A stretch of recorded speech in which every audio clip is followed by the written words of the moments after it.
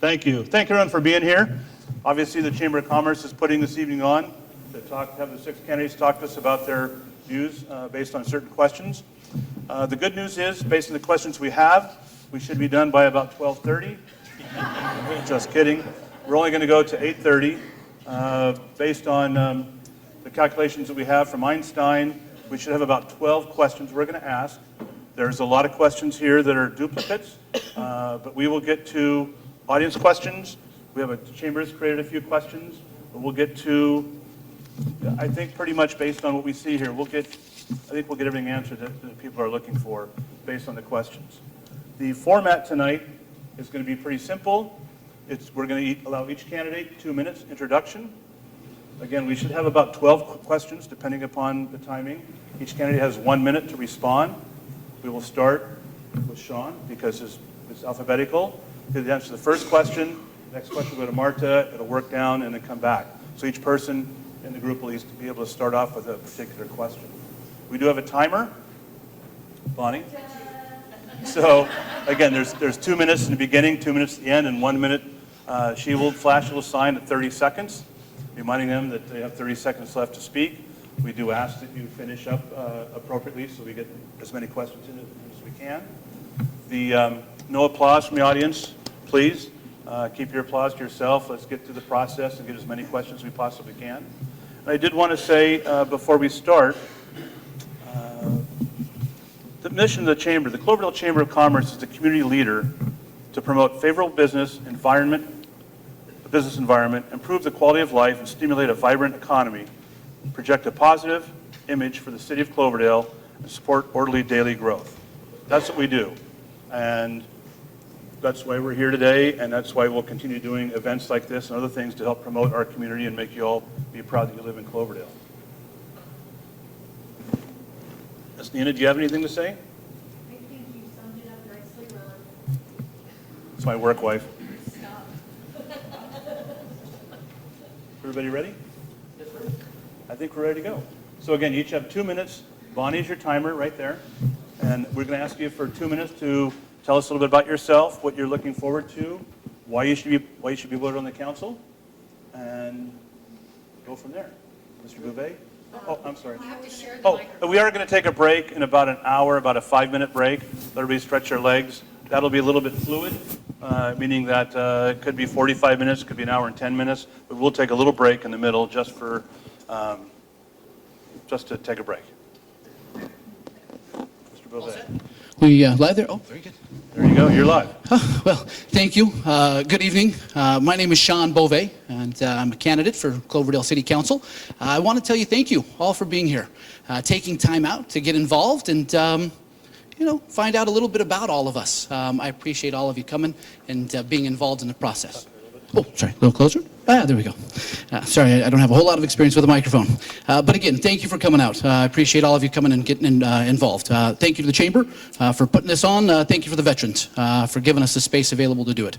I've been married for 26 years, a Cloverdale resident for 7, got a couple kids, actively involved in the community, and very glad to be here. Honored that you'd have me. So, thank you. Thank you, Sean. Marta? Hello. I will read my statement. Good evening. My name is Marta Cruz. I thank the people and organizations that have made this event possible. I seek this position as a culmination of my many years of community service in California, the U.S., and abroad. I have always been a voice of reason and collaboration. I often represent those communities that have been without voice in civic discussion. From farm workers in Indiana, to youth programs in Los Angeles, to disaster recovery in Sonoma County and Puerto Rico, I have always been present. As a student and a professional in centers of higher education, I engage in local activism and community service, acting as a bridge between businesses, service, and health organizations. Here in Cloverdale, I have come to understand the issues that present themselves to the city and region. As a volunteer, I have served children, elders, and members of the homeless community in Cloverdale. I have come to realize that solutions to many of the challenges we face will need to come from various stakeholders: state and county government, service organizations, and leadership from Cloverdale. As a testament to my abilities, determination, and vision, I have been endorsed by Cloverdale's civic, education, and business leaders. I will call on these individuals to assist with formulating solutions that best serve this community. I aim at being a dedicated Cloverdale City Council member to take the lead as an elected official in addressing challenges and problems, and I will contribute to solutions. Thank you. Thank you, Marta. Good John? evening. Oh, I'm sorry. I'm John Lambert. I've lived in Cloverdale for about 10 years now. I'm Bill Lambert's son, and I'm Beverly Lambert's son as well. She can't be here tonight, but I think that she'd be awfully proud for me sitting here and getting involved with the community. I'd like to thank the Chamber for having me tonight and the City of Cloverdale for having us. I'd like to thank the current council members and past council members that are out here and taking part in this. And of course, I'd like to thank the veterans and my dad as well, and Gus. Thank you all for that. I'm running because I really want to get involved. And I've seen a lot of changes here in Cloverdale in the last 10 years. I've been part of some of those changes, and I really want to be part of the future changes with things. I really feel like I have a unique skill set from a lot of different life experiences.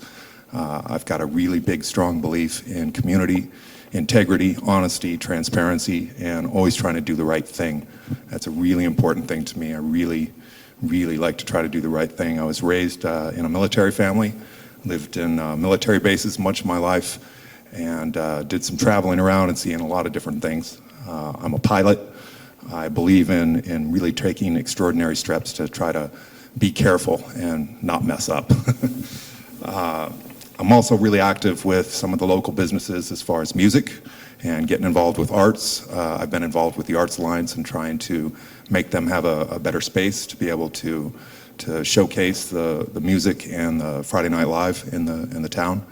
And I'd just really like to be part of a lot of the different things that I know we can do together and be inclusive instead of exclusive. And I'd like to invite you all, it hasn't been announced yet, but I'm going to have a special event at a yet determined location, and I'd like everybody to come, including all the candidates that are running, and let's all have some fun up there and talk and figure out what we're going to do next.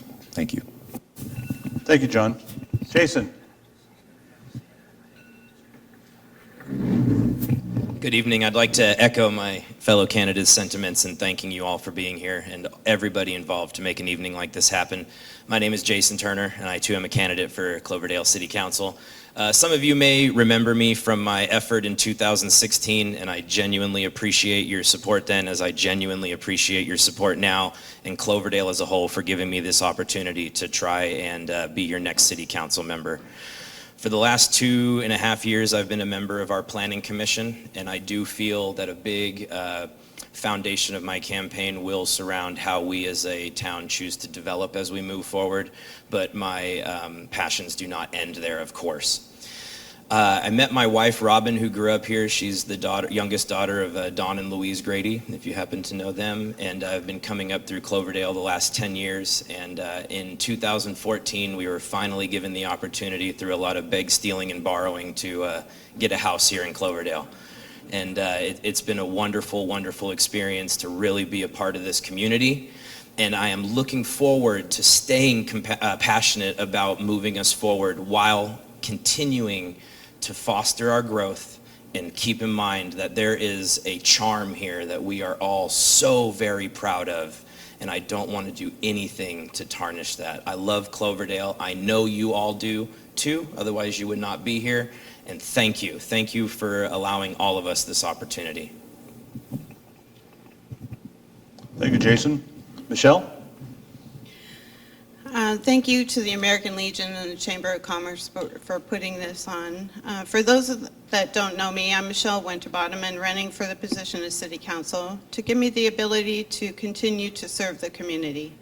After a lifetime of spending time with family in Cloverdale, our family moved and my two daughters in 1990 to Cloverdale, where I served as the Cloverdale elected city clerk, record manager, and election official for 19 years. While in office, I continued my education, receiving the classification of Certified City Clerk and Master Municipal Clerk, which I continue to maintain. While serving as City Clerk, I was very active with the City Clerks Association of California. I served with the Cloverdale community, serving on the boards of the Cloverdale Ponytail League, volunteered as youth leader for the First Baptist Church, organized a food share program, worked on the board and volunteered at the Wallace House, Boys and Girls Club, Food Pantry, and worked with the Cloverdale Schools and Sonoma County Human Services to bring services to Cloverdale, and more recently working to support the Cloverdale Feline Rescue Program and Cloverdale Performing Arts Center. My career in government started with council members that serve the community, business, and prospective businesses, listening to concerns and incorporating those into the ideas of the city policy. I've had the privilege to serve Jack Domenicali, John Doble, Marianne Brigham, Earlene Pell, Jim Teague, all of whose sacrificial contributions to the community contribute to the establishment of the organizations. Without their focus, we would not have accomplished receipt of grants and land opportunities to build the Plaza, Senior Center, River Park, Cloverdale Performing Arts, and Cloverdale Historical Society. Thank you, Michelle. Gus? Thank you. I'm Gus Walter, and I'm running for re-election to the Cloverdale City Council. I've made a few notes here, so excuse me if I glance down. Before I go any further, though, I'd like to thank the Chamber and the American Legion for putting this event together for us. My wife, Cindy, and I have been residents of Cloverdale now for 21 years, and boy, the time has just flown by. But of those 21 years, 16 of them I've spent on the City Council. And unfortunately, they were not in succession. The way Bob Cox explains it to me, after 12 years, the voters gave me a 2-year vacation. And then I came back and run re-election in 2014. When I first ran for City Council, I ran because I wanted to make some changes. I wanted to be part of the changes. The population of Cloverdale then was 4,800. As I look back over the 16 years, I see a lot of changes that we've made. The downtown corridor is no longer a rumbling 4-lane highway. It's now a buzz of activity with the amenities that add to our small town charm. Once the empty lot at 311 North Main Street, now sits the Senior Center. A new fire station, thanks to Brian Elliott and the Fire Board, was constructed. We now have a performing arts center, and you got to give all the credit to Marianne Brigham for that one. The new history center was erected, and we, with the help of Melanie Bagby in Virginia, we now have our first urban growth boundary. Our population has now soared to 9,000, thanks to the developments of Clover Springs, Christopherson's, and Vintage Meadows. I'd truly like another 4 years to serve you on the City Council, so I appreciate your support on November the 6th. Thank you. Thank you, Gus. So Bonnie, remember the rules don't pertain to me, so no stop signs. I get to talk. See, it's already happening. Again, we have a lot of questions, kind of going through the map here. A few of the questions that you've asked on the cards have been answered already. We will get to as many questions as possible. And of course, afterwards, if you have a specific question for a candidate, when we've disbanded the meeting, please feel free to discuss it with them. The first question is going to come to Sean. Gus, I'm going to just give you a heads up. This is a two-part question, and please don't answer your question after Michelle does, because I'm going to ask you as an incumbent a question after that. So just follow through, and everybody will understand when we have it. So Sean, you're going to be up first. And the question is, there's always a lot of talk about economic development. Please explain your understanding of economic development and how you would fund your plan. To new candidates, what specifically would you do to encourage new business in Cloverdale, and what about existing businesses? And I'll repeat that for anybody when it comes down the line if you'd like me to. Thank you, Mr. Pavelka. Pardon me. My understanding of economic development. Boy, what an important topic. It keeps folks here in town. It allows them to buy homes. It allows them to potentially open businesses of their own. So something, of course, it's very important. Something that I think we have to take a very thoughtful approach to. We have to be considerate of not only folks who are here now, who could potentially have an interest in opening a business and would like to afford an opportunity to do so, but also thoughtful of the idea that new folks may be coming to town, and I'd like to be welcoming and continue to have a good working relationship with the city staff and have community involvement. I think it's good to know that the residents here are supportive of a particular type of business. Thank you. Thank you, Sean.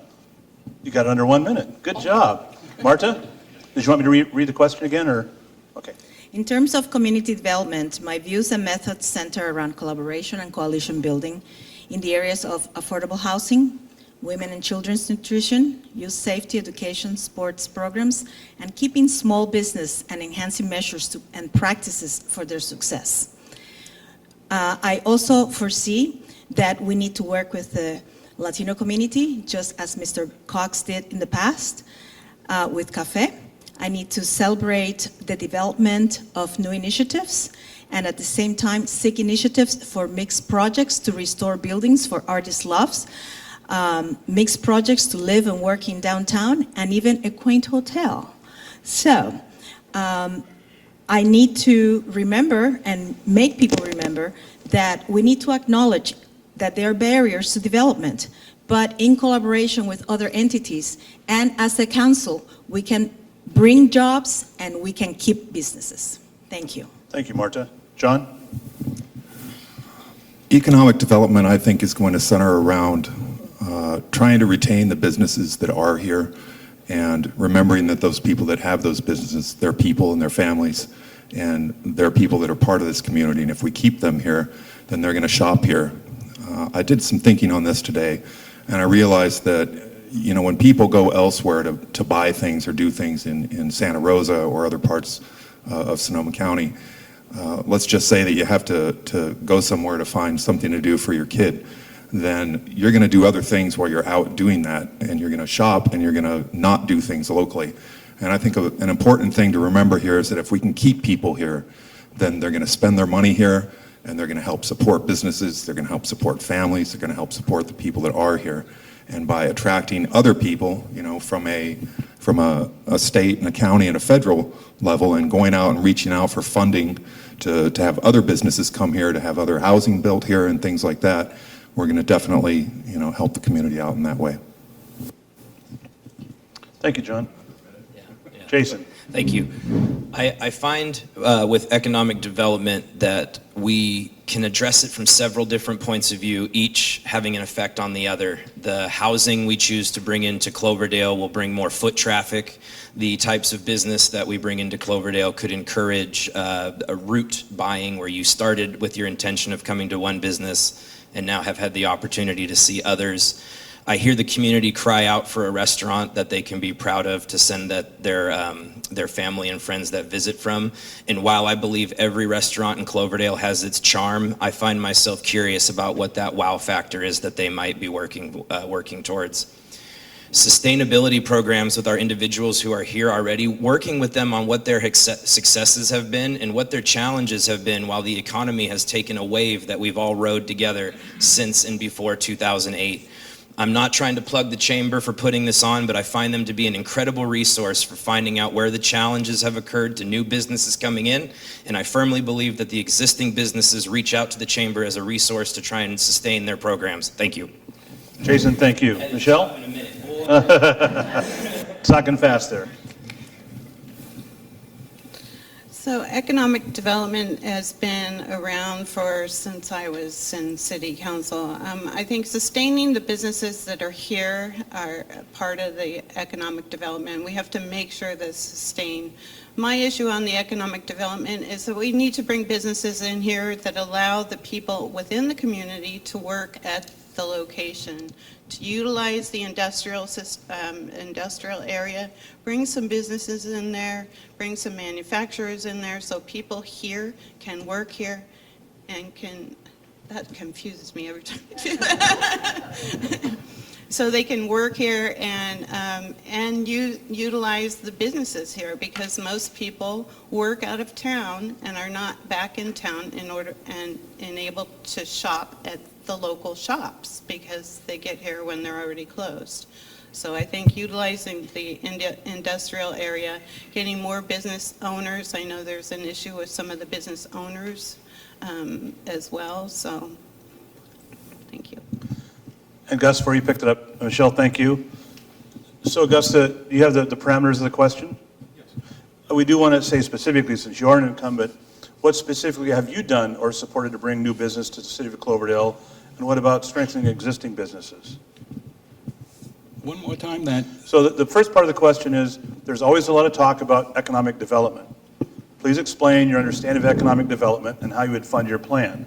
As an incumbent, it's fair to ask you, what specifically have you done or supported to bring new businesses to the city of Cloverdale?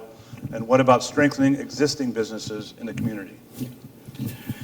Well, let me just jump to the second part of the question. And I think one of the things that we at the city council, and I can't take credit just by myself, the full city council now drives down from the top that we direct staff to find a way to come to yes.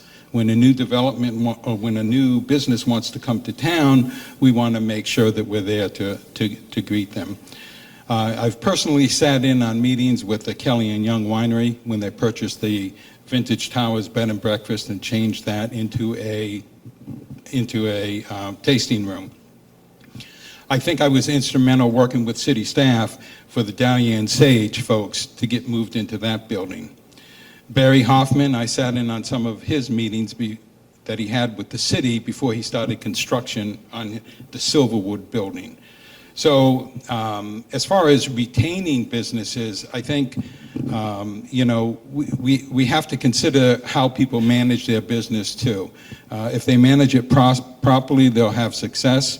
And if they are having problems, I think the city is available to sit with them. Thank you, Gus. That wasn't so bad, was it? Round one. Perfect. Marta, you're going to start off with this question. City's financial health. Do you know the current state of the financial health of the city of Cloverdale? What is it? And please cite your sources. I don't have specifics. The city is in good standing at this moment. However, there has to be a way to be able to find more innovative ways to align the budget, to be more efficient, and also to grow Cloverdale budget reserve.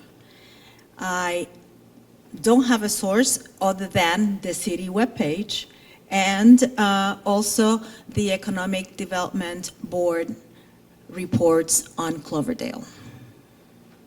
Thank you. John.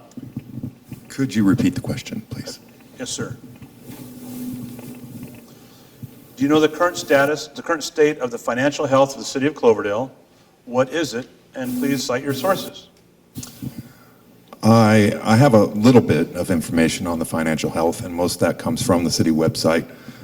They have a budget, the current budget and the projected budget, and it's a very long document, and I've read through most of it, and I see where the money is, how much money there is there. I've identified some areas in the budget that I think can be worked on. I think there's some money that can be saved there. It's tight. There isn't a lot of money there for a lot of programs that we want to do.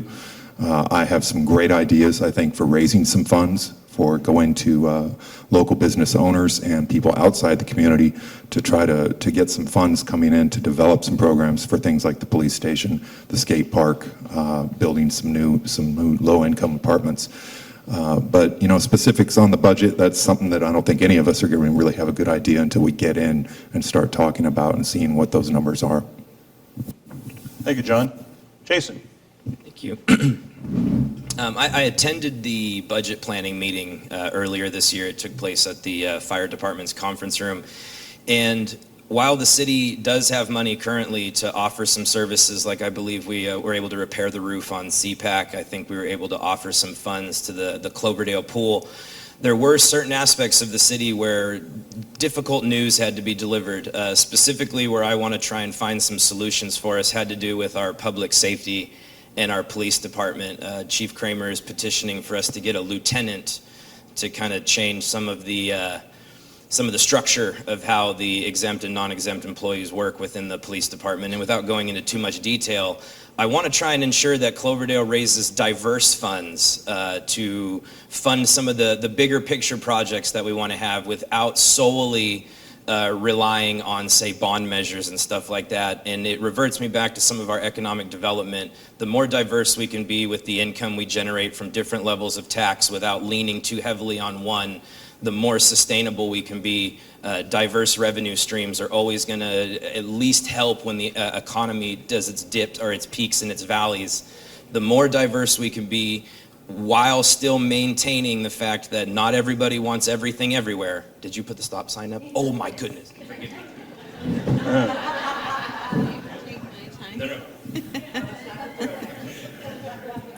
Well, I was not able to go to the budget meeting this year because of family issues, but I have reviewed the budget, and without getting into detail, you just don't understand the budget in a whole. I think they're okay right now, but the cities always need more money to put improvements, the capital improvement program, all those. So the funding from the budget goes into the capital improvement plan, so certain projects are done in a scheduled area, like Jefferson Street was planned in the CIP probably 15 years ago and still hasn't been done. So I don't know what happened to that part of it, but if I get into city council, I will review the budget more thoroughly. Thank you, Michelle. Gus? Same question? Same question, yes. Sure. Well, right now, the city is in good financial shape. The city doesn't collect money, can you hear me? Yeah, I'm not sure. The city doesn't collect money to sit on it. We take it in and we turn around and we provide you with services. Part of what's making us have a good financial picture right now is Measure O that was passed a few years ago, the user utility tax. That tax is generating approximately $455,000 a year, and it's going to the general fund to provide services to the city.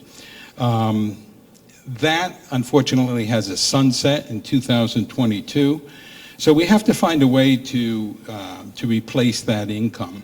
The other thing is the cannabis tax.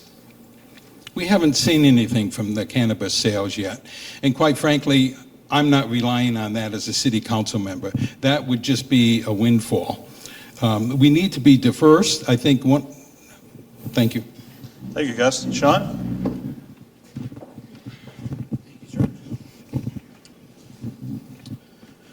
Mr. Pavelka, would you please, one more time, the question? Do you know the current state of the financial health of the city of Cloverdale? What is it? And please cite your sources. Thank you. Sometimes top secret. Yes, sir. I'm aware of the city's current financial status. We do have a bit of a surplus. My source, of course, would be the budget workshops that are held annually. There's an awful lot of conversation about the budget at City Council. It's an ongoing and ever-changing important thing. I think that, like with anyone, when we have an awful lot of extra, we're a little more relaxed about where those funds are going.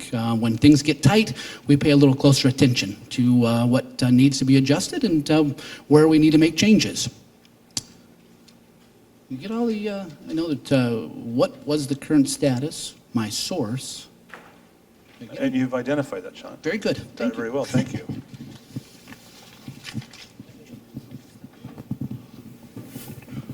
We actually have a couple of questions that match up here, John. Okay. And it talks about the residents, increasing number of river dwellers, street dwellers in Cloverdale. Some sleep in recessed doorways. What do you plan to help with the homeless issue? Should we start a community advisory panel? But the basic question, again, we have two of them, is the homeless issue in Cloverdale, which is growing.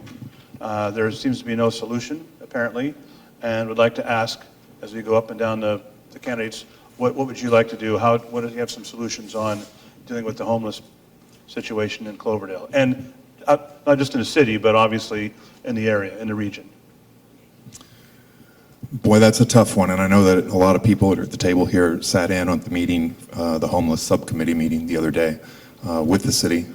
Mary Ann hosted it, and we had some community members that showed up to talk that were very passionate about the topic, and a lot of people are very passionate about that topic. I've gotten to know Colleen at the Wallace House, and they're trying to do their part. But I think that the part they're doing is relatively small compared to the overall size of the problem right now. I know Sean's been very active with going down and trying to interact with them, and he's done a great job. He's done a great job at cleaning up the trash down there along with the Clean River Alliance. I think that's a really important aspect, but I think getting into the deeper cause of why they're there in the first place is going to be a really tough one. As a community, it's a tough one for any town. And I think that, personally, some of it is going to tie into some of the drug use that's in town. And if we can look at some of the drug patterns of where those drugs are coming from, then we might be able to solve some of those problems. Thank you, John. Jason, we have a special request. You've been good at this so far. We have a few people in the back. Would like to ask every one of you to stand when you address the audience so they can see you and put a face to a name and a face to the discussion. So if you'd please oblige the audience, that'd be appreciated. Absolutely.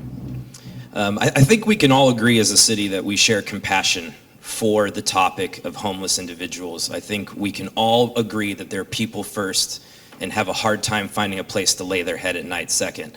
But at the same time, we have root causes as a city that we find that we want to take action over. And the pattern that I keep hearing is visibility and an underlying intimidation factor. So the first things that I would try and address as a city council member is, while understanding the issue is global as a whole and requires many, many, many different resources, what is it that we as Cloverdale want to see about the issue that affects us directly? And I think the first steps are going to be defining our root causes and finding out it's not the fact that they're homeless that I think is the biggest trigger. It's the fact that there's a visibility and a level of intimidation that comes along with sleeping in doorways, if that's what's being perceived, or the panhandling that may occur. And honestly, I know that we're all compassionate people, but we have issues that we want to address as a city. I will work towards that, I promise. Thank you, Jason. Michelle, would you mind standing up? Yes. Just being honest. The homeless issue is the homeless issue is a difficult issue for all of us, and more so for the people that have no homes. I know that we have more homeless now than we have in the past few years. I don't know what the cause is. I think that if we work with the Sonoma County health agencies to get them up here, maybe we can get some resources for them. I know that there was going to be a development for some small homes for them that got kind of waysided and wasn't approved. So I think just being compassionate and trying to find out if you talk to some of them. They're just people that have lost their homes to fire, or they've lost their jobs or whatever, and they're just like you and I are, most of them anyway. Thank you, Michelle. Gus? Thank you. A couple of weeks ago, Gay LeBaron in the Sunday paper did a very interesting article on the homeless. And she cited, and quite accurately, that this is a problem that's been around for years. When I was a kid, we used to call them hobos. They'd ride the rails up and down from New England down to Florida, just following the weather.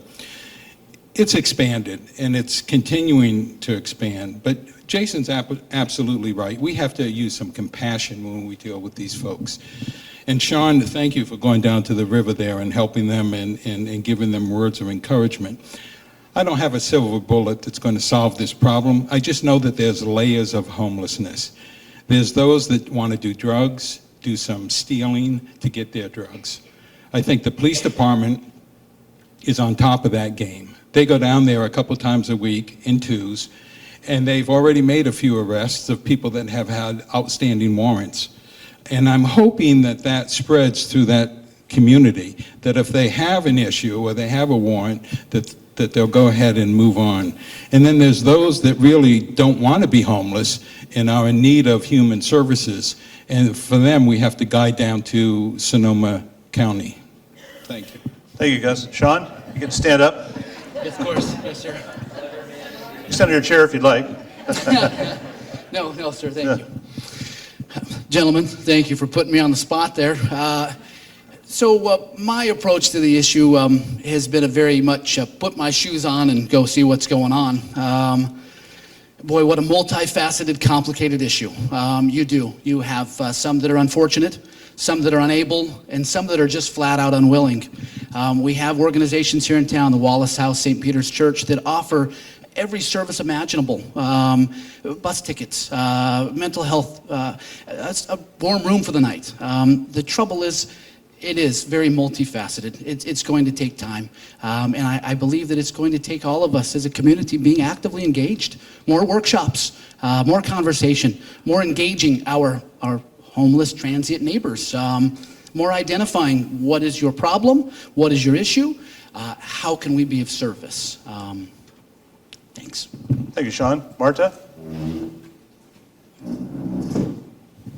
Okay, I'm going to use my minutes. According to new reports from recent decisions made in the county this August, the county intends to implement new procedures that will house individuals through Housing First. We will be working with technical working groups in getting the appropriate information for funding for North County. All residents and business in Cloverdale need education and familiarization with the law, processes, and resources available to address this reality.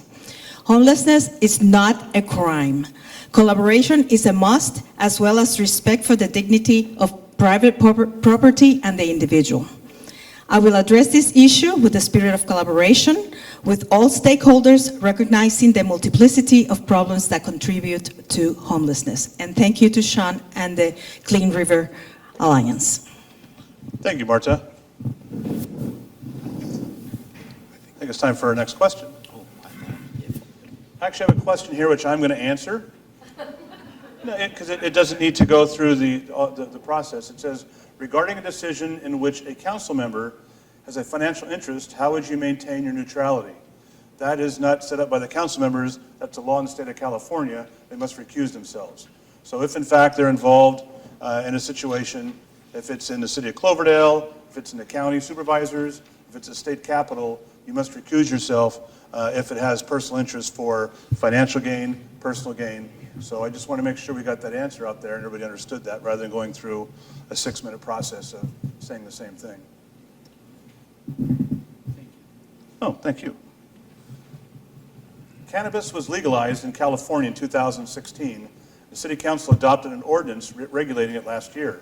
If elected, are there any changes you believe should be made to the ordinance, and what would you do in order to integrate the emerging legal cannabis economy with the overall economy of Cloverdale? I think that's you, Jason. All right. I hope you can forgive me. I have 1 minute. The ordinance is very convoluted, and I don't mean that in a bad way. I mean, this is an industry that we're in some uncharted territory here. And the thing that it always reminds me of whenever I hear this topic brought up is when prohibition had to be repealed. And as you move forward, you almost had to keep in mind that you knew it had to be fluid. So do I think it's airtight and it will live on forever in infamy at its current state? I'm sorry, I do not. But I do believe that we are at a point where we can start collecting some data and we can start seeing what the current state looks like in order to move forward appropriately as a city. And I firmly believe that those who want access to this industry should be afforded that opportunity without encroaching on the individuals who have their own aversion to it. That is respecting the individual, and I know that's what Cloverdale is all about. Thank you, Jason. Michelle? Can you repeat that? I'd be more than The happy exact to. question, please. Cannabis was, I have a couple cannabis questions here, so this will answer all of them. Cannabis was legalized in California in 2016. The City Council adopted an ordinance regulating it last year. If elected, are there any changes that you believe should be made to the ordinance, and what would you do in order to integrate the emerging legal cannabis economy with the overall economy of Cloverdale?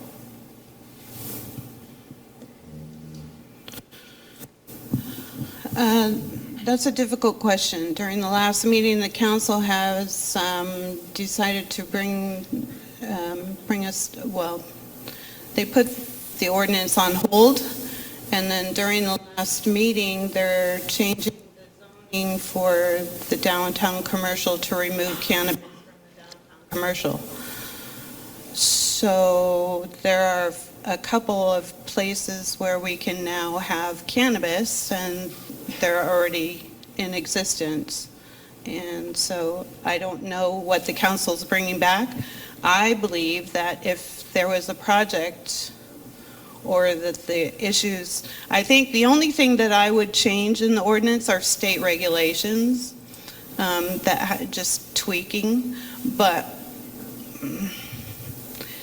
what's happening is they're revising the entire ordinance, so I don't know where that's going, but I think that it should stay the way it is. We worked 2 years on that.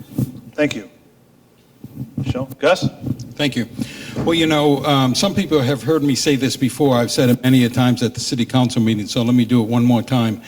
When Prop 64 passed, one of the things I did was I called the Registrar of Voters office, and I got the demographics for Cloverdale. 58% of the population voted in favor of Prop 64 and 42% voted against it. As a council member, I don't serve 58% of the population, I serve 100%. So I'm respecting the rights of those 40% as well. This is a moving target for the city council. We're not going to get it right this go around neither. I think it's going to take a couple more look-sees to make sure that we've got it right. We'll learn from our mistakes. The state is constantly changing the regulations that they put out, and we try and follow them as much as we can. So I think we're going to be looking at this a few more times within the next couple years just to get it right. And I do support the changes of where the dispensaries can be. Thank you, Gus. And that'll be going in front of the Planning Commission shortly, too. So. Good. Sean? You're up. Thank you, sir. Councilmember Walter is, of course, right. Proposition 64 passed with just a little more than half. And, of course, that other half is very important. I think we need to work together as a community, more workshops. Unfortunately, it's difficult to say that. We worked for 2 years, some very late nights, on trying to develop a comprehensive and a consistent and very thoughtful ordinance to allow those who had been operating for 20 years under Prop 215 and SB 420. So essentially what you have is a very, very unique thing. We're essentially trying to put the toothpaste back in the tube. A lot of folks whose livelihoods and their way of life depend on cannabis have essentially been thrown into a bit of chaos as we try to integrate, we try to find a way to coexist, we try to be welcoming to that new sect of change in California lifestyle. I believe that it does need a thoughtful approach. I'm very interested in hearing both sides and then finding a way to coexist. Okay, so it is legal, and I believe that we should participate in the cannabis industry. And the industry contributes to the local economy, and it brings cannabis into the mainstream of commercial activity. This reduces the criminal element associated with cannabis. Cloverdale has an ordinance, and is clearly defined in terms of number of dispensaries and activities allowed. It complies with state law. However, it's not allowed downtown as of the last meeting. So what would I change? I think I would revisit the zoning needs for the industry here in Cloverdale. Thank you. Thank you, Marta. And thank you, Sean. I didn't say thank you. I apologize. Mr. Lambert. Boy, that's a tough one, and I think I can sum it up pretty quickly. I think that the city council covered this very well in the last meeting. I attended that meeting. I encouraged a lot of people in the community to attend the meeting. I reached out on Facebook and tried to make everybody get out and be aware that this was going to be discussed and that people should get out and vocalize what they feel about this. I don't want to say that I've done an about-face on this, but I will say that when I first heard about the issue, I was critical of it. It was part of the reason that I got involved in wanting to be on the city council, because I believe that very strongly that we needed to watch what we were going to do with this legislation. I have since met with some of the council members to discuss where it's going. I've met with Mr. King on a couple of occasions. I even had a personal tour of his facility, and I think that he's doing a great job out there from what I've seen, and I think that we can, and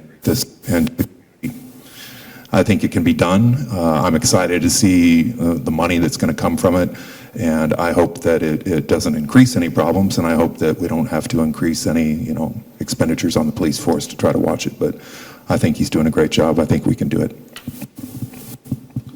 Thank you, John. Jason. I started it. Oh, you did? Yeah.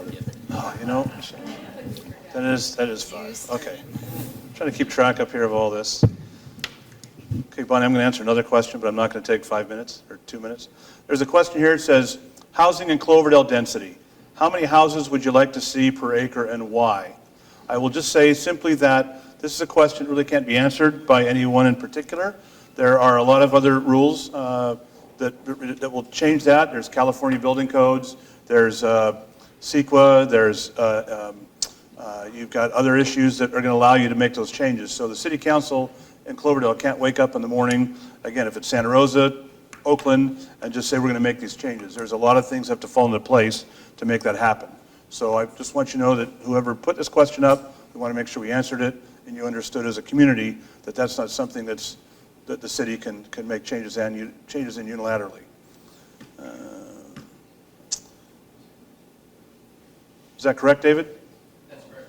All right. Just want to make sure. Didn't want any fake news going out. Okay, 2 questions, kind of the same, and I'll want to make sure as the audience you understand we're using all the questions here we can. As many of you know, the city council and the candidates, being on the city council is a very active and time-consuming responsibility, usually 20-plus hours per week. We can identify our sources because we have 5 council members we talk to all the time. 2 council meetings per month, both closed and public sessions. All council members are asked to be on 2 subcommittees. We actually have a question about that in a little bit. And there are several other meetings to attend off-site, and sometimes overnight stays are required. How do you plan on managing that time? Michelle. I'm retired. Well, I do have another job up in Hopland. I sell and buy antiques, so, but I only have to work a couple days a month on that, or 3 or 4 days a month going back and forth and buying and selling. I also volunteer at the Cloverdale Performing Arts Center a lot, so I'm actually free. I can schedule my time, and I know what it takes to work for a city. Thank you, Michelle. Gus? Well, let me just say that I have 16 years on the city council, and part of my ability to be able to meet the time commitments is my wife, Cindy. You know, we have a wonderful relationship. She says, go do what you want to do. So, and you know, it's really going to be difficult for this new city council to replace Mayor Paula and Vice Mayor Russell. I mean, both of these folks are involved with county issues. Joe is always up in Sacramento or up in the Redwood Empire. And they're leaving some pretty big holes that have to be filled. So whether it be me and 2 new council members or 3 new council members, I just have to say that pack your bags because you spend a lot of time doing your job.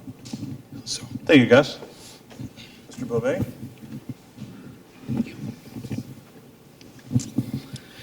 Well, I would certainly have to agree with Mr. Walter, the importance of making sure that things at home are good. My kids are all old enough now to run the microwave and the toaster. I've been warming up for this for years. I don't know that I've missed an awful lot of city council meetings, even when there was nothing that really pertained to me. I've wanted to be actively involved now for a long time with Planning Commission, with subcommittees. I attend them regularly just so that I can be engaged and activated and be a part of the process, finding ways to continue to improve Cloverdale, to maintain our way of life. So for me, yes, I'm all set. My bags are packed. Ready to go, leaving on a jet plane. Thank you, Sean. Marta? Well, I spend a lot of time volunteering here in Cloverdale, in Puerto Rico, and in San Francisco.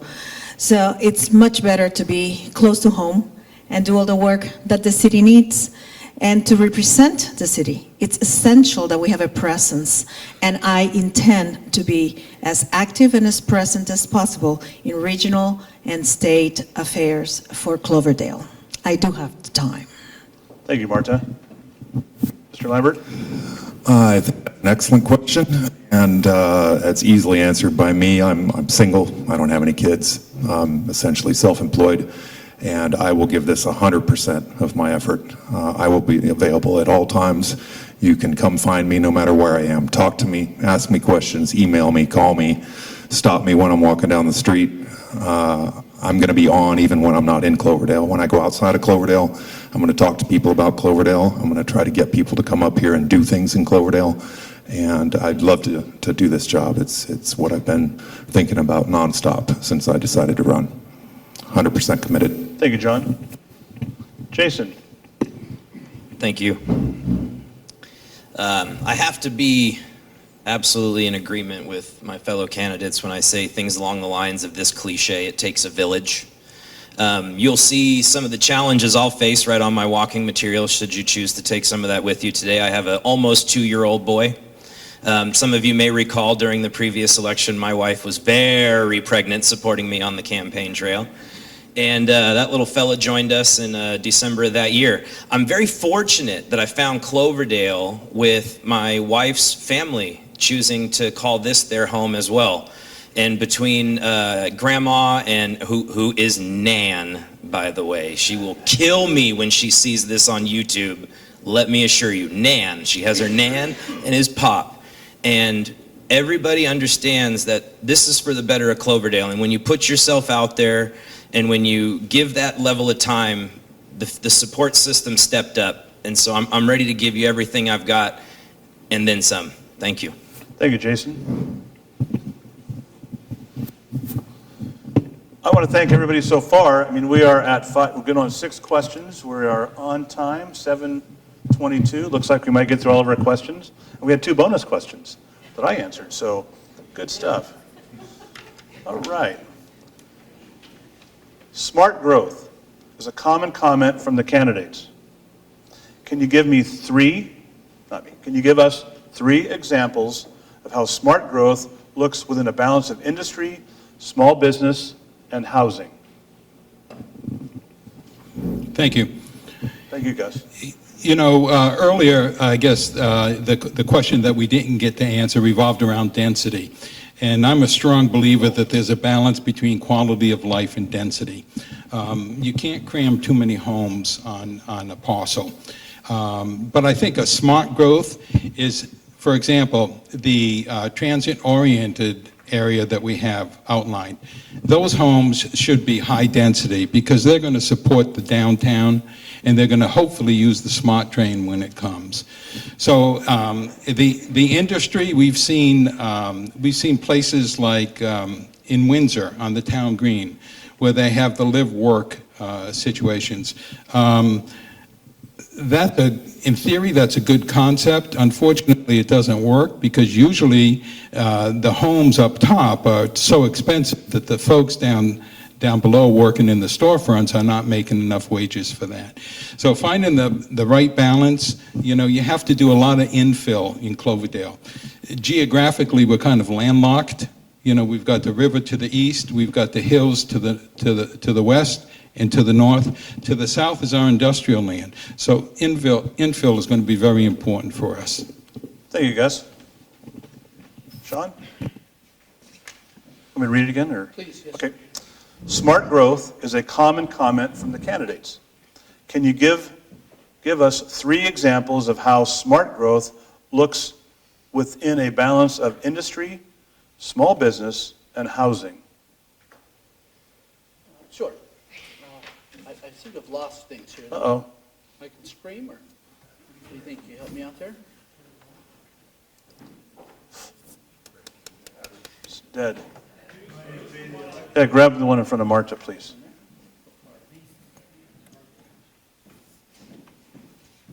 Nope. There you How go. about now? Whoa. Live. Oh, hello. I'm sorry. No apologies necessary, sir. So if you would, please, Mr. Pavelka, Again. just one more time. Smart growth is a common comment from the candidates. Can you give us 3 examples of how smart growth looks within a balance of industry, small business, and housing? All right, 3 examples of smart growth. Industry, let's talk about that. So we have Royser Industrial Park, who's got a cannabis business there, who currently has 32 employees. I think smart growth would be to continue to facilitate that opportunity for those folks. I think the smart train, of course, is an example of smart growth. We currently have a council member who's on the board there. I'd like to continue to find that we have the time and resources to hold their feet to the fire. I think the smart train coming to Cloverdale is an example of smart growth. I think it allows us to live in Cloverdale and enjoy the lifestyle here, but be able to more conveniently, more cost-effectively commute to other communities to be able to afford our lifestyle. Thank you, Sean. Marta, I think this one's working now. Is it working? There we go. Pass the mic. Thank you. And again, Marta, Okay. remember the question? No, it's okay. Smart growth. Well, in Cloverdale, hello? Hello? Okay. You hear me now? Yeah. Talk Okay. closely to the mic. I will seek initiatives for mixed projects in downtown and to restore areas for living units, offices, and stores. So that's an example of smart growth. When you can have multi-use in infills building downtown. So I think we have plenty of room to do that. I will continue to work hard on bringing sustainable business. And sustainable business, I mean by being able to have businesses where people in Cloverdale can purchase what they're selling, and at the same time for these businesses to be able to receive training to stay in the town.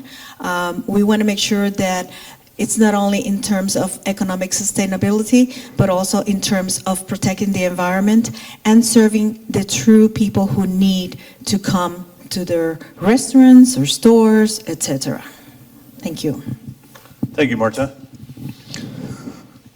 Smart growth, boy, that's something I studied as a geography major at Sonoma State, and I don't think it's changed much. I think it's the same principles have really adhered for all these years, and I think that in Cloverdale, we've got some areas on the north end of town that we're looking at putting some houses over there across from the Hamburger Ranch. I think we need to look at that project and do a good job with it, whether it's houses that are more affordable for people or higher end houses or a combination of the two that would be great. I think perhaps we could look at a hotel there, would be kind of neat.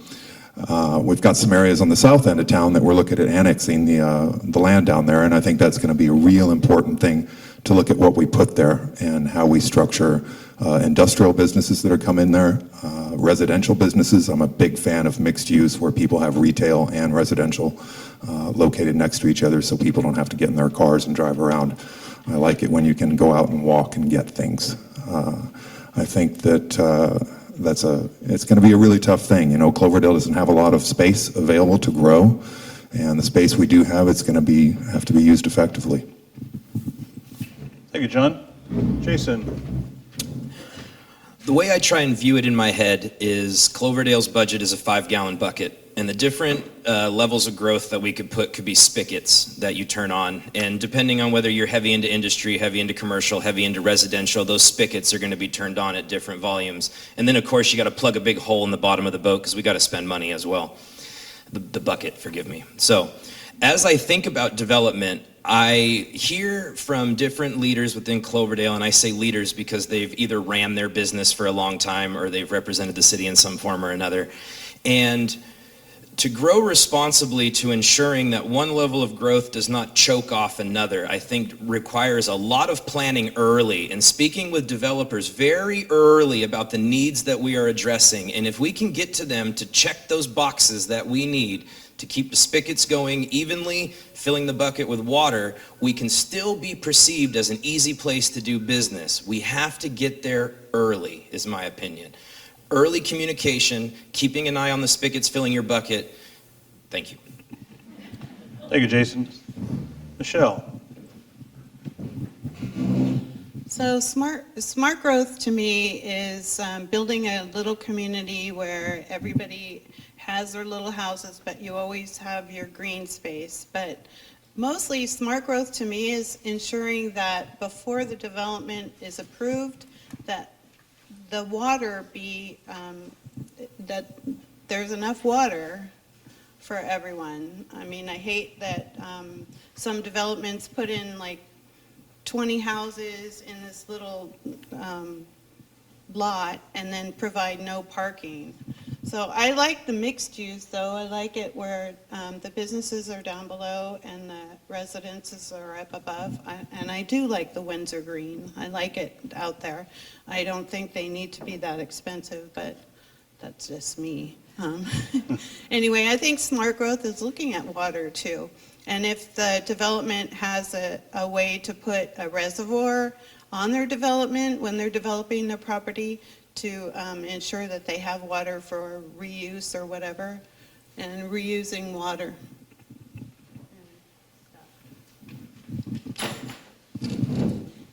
I think I started. You did. So we've heard a lot of questions about economic development, growth, smart growth, community. We've heard about space and land in the south end of town. A lot of that south end of town space has been sold. It's currently in escrow. There are changes happening as we speak. We haven't heard anything from any of the candidates about Alexander Valley Resort and Residences, which is a large planned community. It's currently fully entitled. It's going through a few changes with the city staff at this point. Can you each explain what your understanding of that project is, what it'll bring to the community, and how you view that project? Sean. Thank you. Yeah, I'm very familiar with the Alexander Valley Resort project. I participated in the discussion in previous council meetings and workshops. I'd say I'm overall supportive of it. The only thing that I'm not supportive of is closing the airport. I think that that's essential.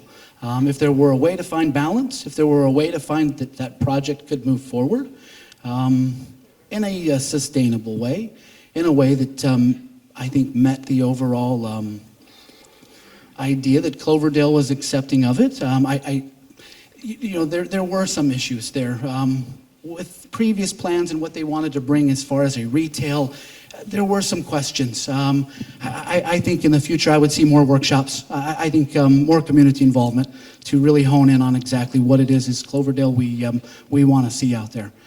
But past removing the airport, I'd certainly be supportive of more workshops and more conversation. Thank you, Sean. Marta. Well, apparently that project has been hashed and rehashed and organized. And at this point, I don't know exactly where it stands in terms of what it's going to bring besides a hotel and some high-end homes. Need to review this some more. I would welcome a resort that would bring jobs to Cloverdale. I would also welcome a development that is going to respect the environment and that is going to respect the desires of the people of Cloverdale in terms of keeping it safe and with a small town feeling, and keeping it affordable for the people of Cloverdale. I think it would be necessary to have more participation of the community and to see also what kind of community projects, what kind of community contribution this resort can bring to Cloverdale. Perfect timing. Thank you, Marta. John? I'll admit I'm not really familiar with the Alexander Valley project, other than last time I heard about it, it involved closing the airport. I'm not a big fan of closing the airport. In fact, I'm going to have some meetings with Michael Morrissey, hopefully this week, about trying to invest more in the airport and get it to be a bigger attraction for people to want to come to Cloverdale. I think we can put some industrial things out there. I think we could get a neat little restaurant and a coffee shop out there where pilots and regular old people can come out and watch airplanes take off, watch helicopters land, and we can revitalize the airport and make that be a nicer place. I don't think that building a bunch of stuff out there is the best idea in the world unless it's a golf course. I've been trying to get a golf course here in town someplace for a long time, and if that's where they're going to put it, well, I'll go golfing out there. Thank you, John. Jason? Thank you. Yes, the Alexander Valley Resort has been through many reiterations from a couple different golf course ideas. There was an equestrian center being proposed. The most recent design review I have not seen, but I do know that it involves a level of hotel or TOT tax revenue that could be placed in, as well as some residential homes. But where I have to kind of revert back to my experience on the Planning Commission is it is surrounded by a lot of industrial zoning. And we have to be mindful with the people who come in to want to spend their hard-earned money on developing that land, that you are potentially surrounded by industrial zoning. And if we make that very clear, the infrastructure that is set in next to where this resort could go, the owner tells me with great pride, even if I can't keep this business going here, there is infrastructure that somebody could move in and have successful industry on my lot. And I don't want to see Cloverdale lose that opportunity. I am not against this project at all, but that will be my questions early on to the developer is, are you aware you're surrounded by this industrial zoning? Is that okay with you? Got it. Thank you, Jason. Michelle? Yeah, this development's been around for as long as I have, I think. I haven't seen the latest plans. The last plan I saw was there was some issues with the property owner on the side, and then they were talking about putting a hotel and opening up the freeway so that there would be more access from the freeway, putting some large homes over there and the equestrian. So I haven't seen what they're doing right now. I would be willing to look at it as long as they've already been approved. So what we have to do is review it and make sure that they comply with everything. Thank you, Michelle. Gus? Thank you, Ron. I think I know quite a bit about the project. In my 2 years not on the city council, I did some consulting work with Tyrus about the project. The newest plans I just had a look at because they came to a few council members. They also shared them with a few planning commissioners. And the airport being closed, that hasn't been talked about in years. So there's no plan for that airport to close. But a project of that magnitude would just be a catalyst for northern Sonoma County. A resort of that size generating TOT tax, bed tax of in excess of $1 million a year directly to the city would be absolutely fantastic. They already have entitlements. They can already go in, and I believe it's 140 homes they can build. The last go around, they were planning on only doing 90. So they're actually cutting that down. And I could be wrong on those numbers a little bit, but I think I'm pretty close. I wanted to talk about TOT tax too, but. Thank you, Gus. I think Marta starts next, yeah. So we have a couple questions. We knew this was going to come up. I don't know that any one of us excuse me, any one of us in the room has an answer to this, but I'm going to ask it because we have a couple different references to it. And we talked about smart growth, but then we have the smart train. Yeah, exactly. I feel like we're playing Monopoly, you know. We have Pennsylvania Railroad. But the questions basically are asking, what will you do? How can we ensure that we get the smart train up here on a timely basis? I don't think any council in Sonoma can guarantee any of that. Exactly. But I want to ask the question because we have questions from the audience. You know, right now, Ms. Russell is not going to be at the Smart Train board. That is not an equivalent that any of us who would be elected would be automatically go into that board. It is a vote in Sonoma County. I would advocate to have somebody like Ms. Bagby substitute Ms. Russell in the county. Hello? Yeah. And it's essential, but it depends. It depends on funding, and it depends on infrastructure in Hillsborough, and that's what's keeping the Smart Train coming to Cloverdale. So if we all have a lot of money, we could probably bring the lottery to bring the new bridge and the Smart Train to Cloverdale. But I would like to see it here. Why don't you take John, why don't you take that mic, this one right here, the wire on it, please? Make sure we thank you, Marta. Mine was going in and out. Yeah, why don't you hand that mic to me and we'll.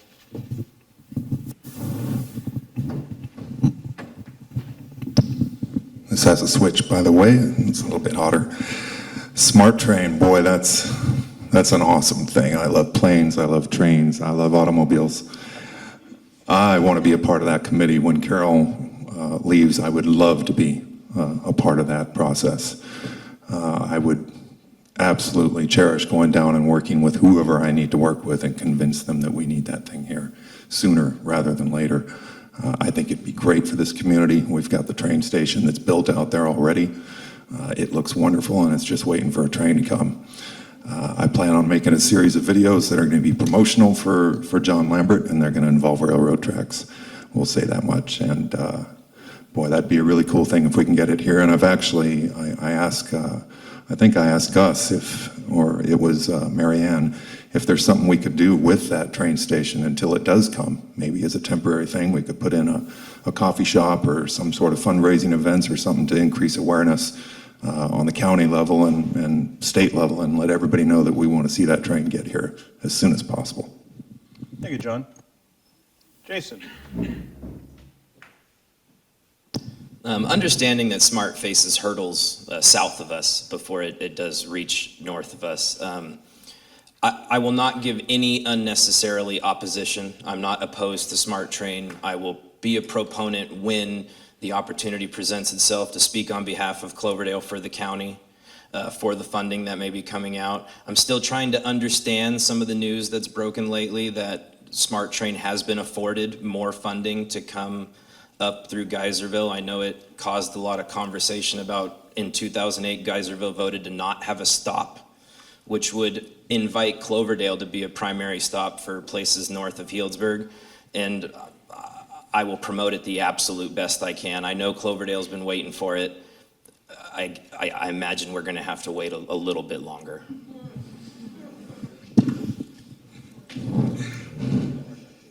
Well, I think Bob Jean brought this up about 15, 20 years ago to get a train up here. So it's starting. It's probably not going to be built up to all the areas before I'm gone, but but I think Carol did a great thing because at least she was an advocate for Cloverdale, trying to get the train up to Cloverdale. I worked in Larkspur for a while, and they're trying desperately to get it from San Rafael down to Larkspur, and they're not even able to do that. So we can just keep fighting and fighting. And I do want the SMART train. I wanted it years ago, but that didn't happen. So. Thank you, we can Michelle. still fight. Mr. Walters, Thank you. are you running out of room there? Yeah. Oh, now he's going to do song and dance up front. It's just a little tight. You know, first of all, the transportation depot over there is owned by the county. It's not owned by the city. And there was a time when the county did have some offices out of there, but that's county land. And, you know, at one point the chamber looked at having that as a visitors bureau, combination between Mendocino and Sonoma, the main entrance coming in. Carol Russell did a fantastic job. She's continuing to do a fantastic job on the SMART train. That's a position where the mayors and council members of Sonoma County appoint a representative to that board. And it's really imperative that the northernmost stop get that appointment. I'm just afraid, I know Santa Rosa is looking to maybe pick up her spot. And I'm just afraid if that happens, they're going to forget about us all the way up here. I have a lot of hope for the train coming now that the North Coast Rail Authority has been dissolved and SMART is now taking that over. I served on that I'm sorry. Thank you, Gus. Sean, Yes, sir. you're up, and it's right here. I'm not really sure what to do with it. Walk around. I just We're going to get an hold extension still. here in a second. We'll work on that microphone because we're going to take a break. Sure. After you speak. If you would, please. The question, one more time. Yes, sir. Well, there was multiple questions, but they just resolved around the SMART train. Okay, yeah. I What are think you going to do to get the SMART train up here? Sure. Are you an advocate? Okay, yes, sir. I would very much agree with most of what the other candidates have said. I think it's important that we do continue to advocate from here in Cloverdale. We are oftentimes overlooked. I don't know how many of you rode the SMART train, but boy, it's sure neat. What a neat idea to be able to bring folks from a larger community like Santa Rosa up to Cloverdale for lunch, for a hotel stay, and also be able to provide opportunities for folks in Cloverdale to get down to larger metropolis areas to be able to work. So of course, I would be very supportive of it and continue to advocate for an opportunity for somebody from Cloverdale to be a part of that process. I, of course, wouldn't want Santa Rosa to get that opportunity. Santa Rosa's got the SMART train. We need somebody here in Cloverdale to continue to remind them that it's important for us to continue to be sustainable and continue to be able to grow to have that train. Mr. Walter's right. They got a real nice depot over there. It's just kind of wasting away. So, Sean, thank you. We're going to take a 5-minute break. It'll be a hard 5 minutes. I will say we've been through 8 questions. I've got some more left up here, and I firmly believe that we'll be able to really answer all the questions that come in from the audience. Again, some kind of dovetail into others, but if you have any concerns, questions, you can come up and see me here in a couple minutes. We are going to take a hard 5-minute break. All right, okay, couple of housekeeping items. Again, we want to thank the Vets Hall and everybody associated with the Vets Hall for allowing us to use the facility tonight. In the thankful mode for that, Mr. Marsikowski has invited, after we're done with the forum here in a little bit, if you'd like to step next door to the bar, he'd be more than happy to pour a glass of wine for anybody that would like to join in. And of course, they take donations only. There's no fixed charge for it. And please stop over there and see him. We'd also like to thank the city, David and Kevin and all the staff there for all the hard work you do, for being here to answer a couple quick questions. You see Mark back there, also providing the videographer for this. So if you missed part of it, if you have friends, family, spouses, significant others that would like to see what happened tonight, it will be on YouTube, and you can find that information on the city website. Is that correct? Nobody's answering me. Okay, I thought maybe everybody's sleeping except for me. All right, are we ready again? This hasn't been that hard, has it? Ready to go? I'm going to ask Mr. Thayer. Mark, where are you? You had a question. Did you write it down for us? I'm not going to ask you to stand up. And did you write that question down? No. Would you please write it down and bring it up? Because I would like to bring that up as a very important point. That'll make it easier. We'll ask you in a couple of minutes. Yeah, it's anonymous. Yeah, exactly. We don't know where this came from. Well, actually, you won't know where it is because I can mix it in. You know, pick a card. Here, pick a card, any card. I'll show you some magic. You're sitting here. Okay, Mr. Lambert, I think you're going to be up next. Those will be our wrap-up questions.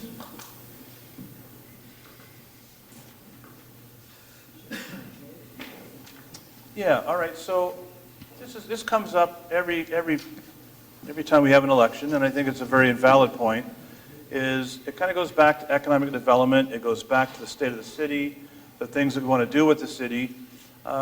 Money comes in, money goes out, we all know that.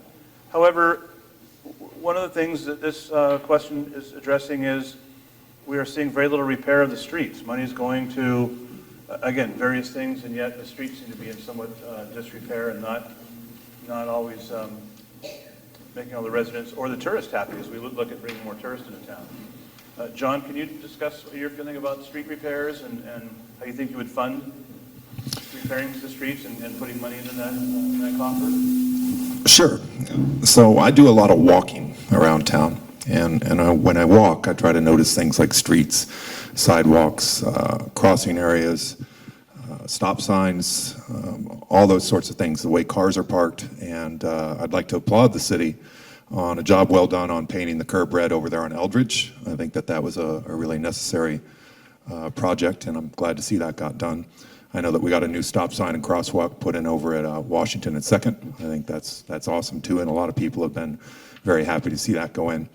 The streets in general, from most of what I can see, I don't think they're in that bad a shape. I know there's some areas that are bad, but that's an expensive thing to do, and shutting down streets and putting a lot of money into the streets when we need a lot of other projects, I think, to benefit kids. I think that, streets are an important thing and sidewalks are an important thing. I'd like to see money go into sidewalks so kids have a safe place to walk before I'd like to see us tearing up streets, and that's sort of where I'm at on that. Thank you, John. Jason. The more and more I walk, the more and more I see that there are areas that need immediate attention, and trying to find dollars to allocate there, I struggle to say that with sure-footedness that I will have your streets fixed next year. I don't want to talk that way because it's a misnomer. But I am very, very emboldened to see what our hurdles are from repairing these streets currently. And I know money is always going to be a hurdle. But what do we have in the works right now that might loosen up some of those funds? What do we have that can give the folks that are very, very frustrated a light at the end of the tunnel? And that's what I plan to address, is what can we do to open up the budget to allow for a reasonable time frame? I think individuals are tired of hearing it will be done eventually. So I think my goal would be within a year and a half, I will give you a time frame. And you can hold me to that, and I may or may not make it, but that's my goal. So within a year and a half, I will try and give you at least a time frame.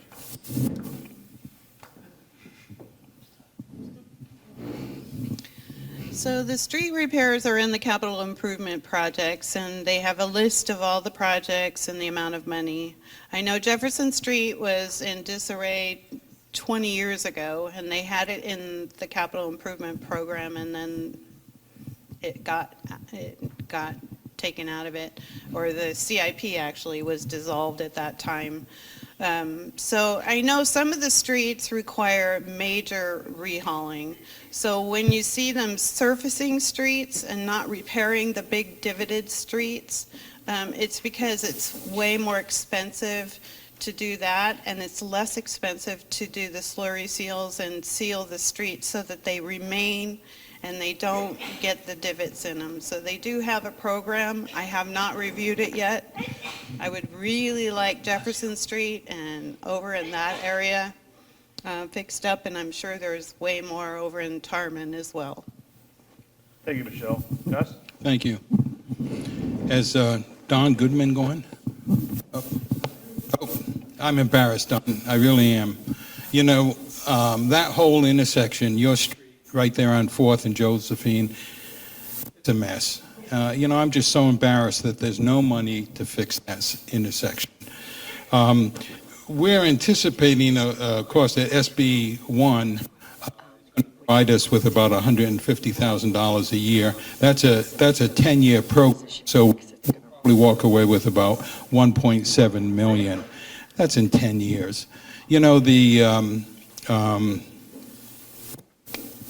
Sorry, got distracted. That's a 10-year period. We're trying to do one little alleyway in our city, and the estimate is about $850,000 for an alleyway. There's so much involved when we tear up a street. And I mean, we just can't tear it up and put down a new layer of asphalt. You got to go in. While you're in there, you got to go in and fix the infrastructure, and it's just too expensive. I know some cities to the south have bonded, did a bonding to repave certain sections, and maybe that's something we could look at. But I'm truly embarrassed at the way our cities look, city streets look. Thank you, Gus. Sean? To reaffirm what Councilmember Walter has shared with particular folks in particular communities there or particular streets, 4th and Josephine is terrible. We have an issue over on, I believe it's Rockydale. We have a woman who's in a wheelchair that's been coming to council now regularly to try to get her road repaired so that she can just simply get out of her house. I think it's a matter of priority. I wonder if maybe there's some new ideas. We watched the county do a fabulous job of repaving River Road. I wonder if maybe there's not a way that we can look to other municipalities, maybe Healdsburg. Maybe we collectively, when you get the equipment out, we prioritize. Look, this needs to happen now. Can we work together? Can the county somehow, you were out there with all the equipment, you were doing what you were doing. How can we find a way to prioritize those funds to address those most serious issues? I have to commend the council at least a little, and also for the community. The Eldridge, the fire curb there, the stop sign, those were huge issues, and the community continued to push, and they got done. So I think it's persistence and priority. Thank you, Sean. Marta? Well, I know that roads take a lot of federal money. And I also know that small cities like Cloverdale are at a competitive disadvantage to get some of that funding. Also, the cities do not have personnel to be writing grants, which is another source to repair roads. The best thing we could do at this moment is vote no on Prop 6. Thank you, Marta.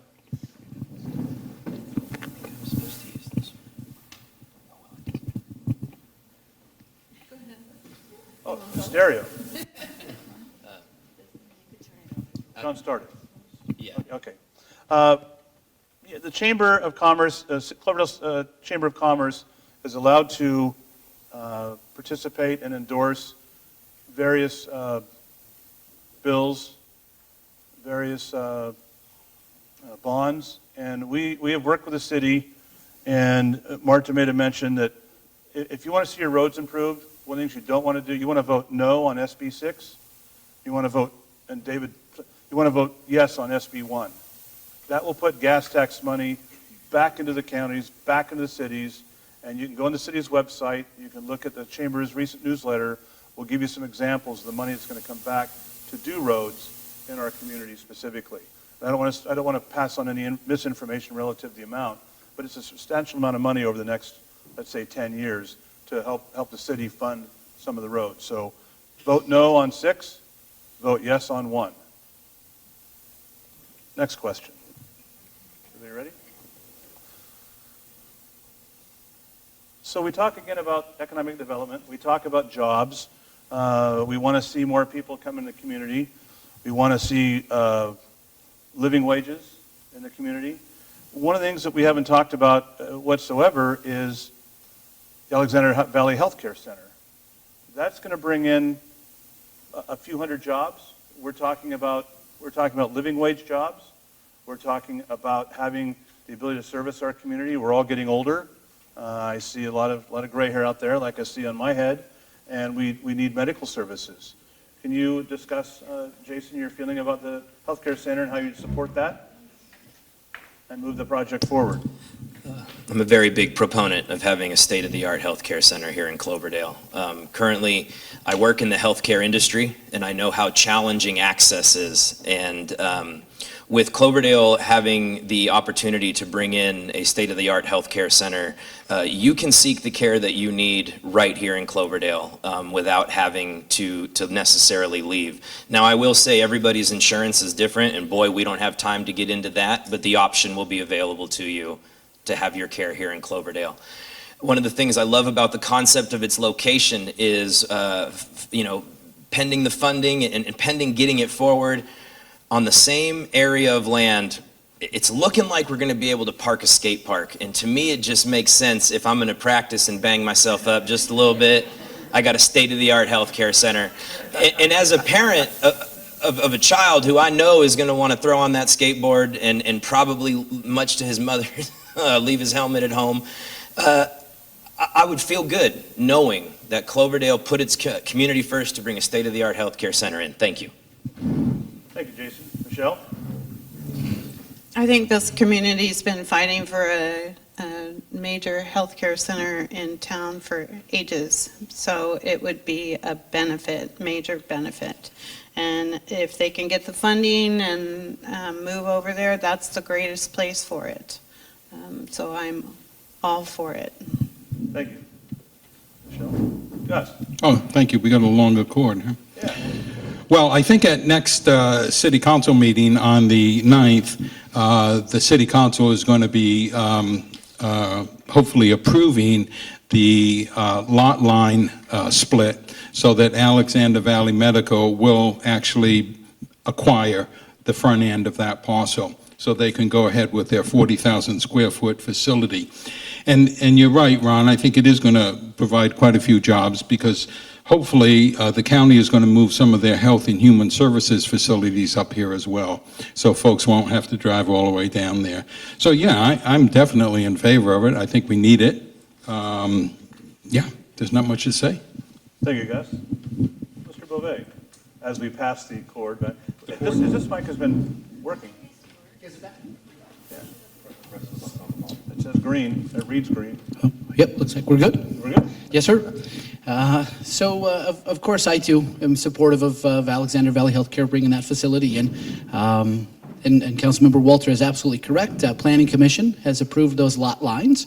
So essentially what you're looking at on Times Square there is about a 3-acre parcel for the healthcare facility, a little more than an acre for a skate park, and the last little acre there is for our police department. Of course, there's still some hurdles. There's still some work that has to be done. But I know that Alexander Valley Healthcare is committed. I know they've talked about the loss of grants not being something that would sidetrack them. They continue to forge ahead and move forward. I think it's a really neat relationship there with the skate park and the healthcare facility. Yes, very supportive of and looking forward to council approving those lot lines, getting them the deed to that property so that they can move forward and get to building. Sean, thank you. Marta? I'm always in favor of healthcare facilities in all communities. I do believe we need that. However, I don't know how that's going to impact many of us who will not be able to take advantage of that facility. It will be great to have an emergency room there, but I understand that AVH is also a federal program, so it's not going to cover everybody here in Cloverdale. Not everybody's going to be able to use it, but whoever can, that is wonderful.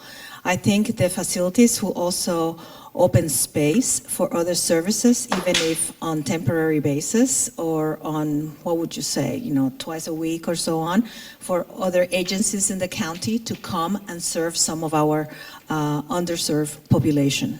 So I'm definitely for AVH. Thank you. Marta? John? I couldn't agree more. I think it's an excellent idea to have the healthcare center there. I hope that the healthcare center that's existing, the other facility that's already there, can be utilized for something else as well and turn into some retail space or some office space or something to increase our available real estate that we have for people to come in here and open businesses. I think an important thing to look at too is that if we're going to create a bunch of jobs for people who are going to come up here and work at that place, that we tie it into where those people are going to live. And a lot of those jobs are, some of them will be very, good paying jobs, but a lot of them won't. And people are going to need affordable housing and be able to, have a place to stay. I worked on the project with the Department of Agriculture to build the 3-story apartment complex that's right near there. And I'd like to say that none of the jobs to build that place, none of the people in town worked at that thing except me. I was pretty much one of the only guys in town that had a job there. And I'd like to see that any people that do get hired to help build this facility are local guys that get jobs. Thank you, John. It is 8:12, and according to my algebraic calculations, it sounded important, but I don't know what it means. I think we have time for 2 more questions, and we have a 2-minute wrap-up per candidate. We've kind of covered this in a few different ways, but we're just going to ask it flat out, and you might cover this also in your closing statement, but what do you feel is the most important issue facing the city in the next 4 years, and why? Michelle, I believe that would be to you. You're up.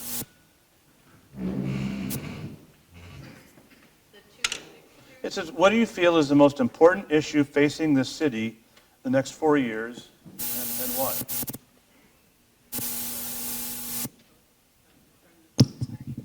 Water. Okay. And why? And we'll ask why.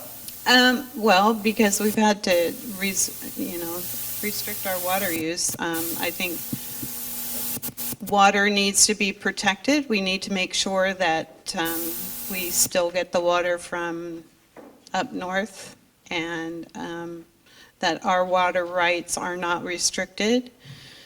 And I know we've done extensive work on that to make sure that we know that we have the water rights, but you're constantly fighting with the water agencies. Was there another question? It was just, in there? what do you feel is the most important issue facing the city and why in the next 4 years? Yeah, so water is my major thing. I want to make sure that everybody has water, everybody has clean water, that the river is kept clean, and that we have our water rights, and that they don't block the water from coming down to the Russian River. Thank you, Michelle. Dustin, it's one issue. So yeah, what do you feel is the most important issue facing the city in the next 4 years, and why? Yeah. Well, I think for me, the most important is financing. I do agree with Michelle that water is very important. And while we have water in the river now, and we're probably in good shape, we really need to keep an eye on what's happening up north. With the Eel River, with PG&E auctioning off their power plant, and the folks up there, Friends of the Eel River, wanting to divert some of the flow. Financing.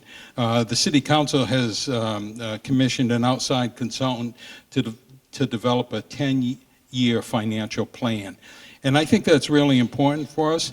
We're on the brink of hopefully building a new police facility. Just a quick penciling out, we're coming up with about a $400,000 a year debt service on that facility. And the good news, of course, it'll last probably 50 or 60 years. We're also facing the possibility of losing at the sunset our $450,000 that we get now from the user utility tax. So we kind of need to plan how we're going to be getting our money and what we're going to be spending it on. And then we're also with the reduction of the... Sean?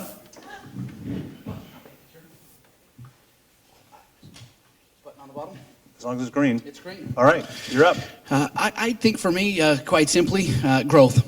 Everything will be tied to it. Water, of course. We bring a new healthcare facility in. You bring in a lot of people, a lot of jobs. That affects housing, affordable housing. But then it also could potentially have an effect on mental health services, substance abuse services. That begins to address the concern of our homeless population. So I would agree that water and financing, all of those things are certainly tied into, for me, that one big piece. How are we growing in the future? And I anticipate that we will be. The population, as Councilmember Walter had mentioned earlier, when he began was some 4,000. We're closing on 9. I know we came from Santa Rosa to Cloverdale because we could afford it. There was opportunity. I anticipate that will continue. From what I understand, a lot of times that's how folks work. You move on to areas that don't have as dense a population, and typically there's an affordability aspect of it because of that. So again, growth. Thank you, Sean. Marta? I agree. One of the challenges would be keeping up with the inevitable growth and development, even if sustainable. Maintaining infrastructure and services up to date according to safety and efficiency demands by federal, state, and county. And also keeping small, medium-sized businesses and appealing to new investments that are parallel to environmental protection and community safety. Those are my concerns, safety. Mr. Lambert, thank you, Marta. I couldn't agree more. I think growth is going to be the number one issue, and how we handle it. Who we ask to come here and spend money here, and who we ask to try to attract to come here and do business here. I think we're going to have some tough decisions there, and I think that it's going to be really important that anybody that we do try to attract to come here works well with communicating with the city, that the city's got an open door, that wants people to come here, and in fact tries to get people to come here and do business here, because I think that's going to be a very important component of generating more revenue.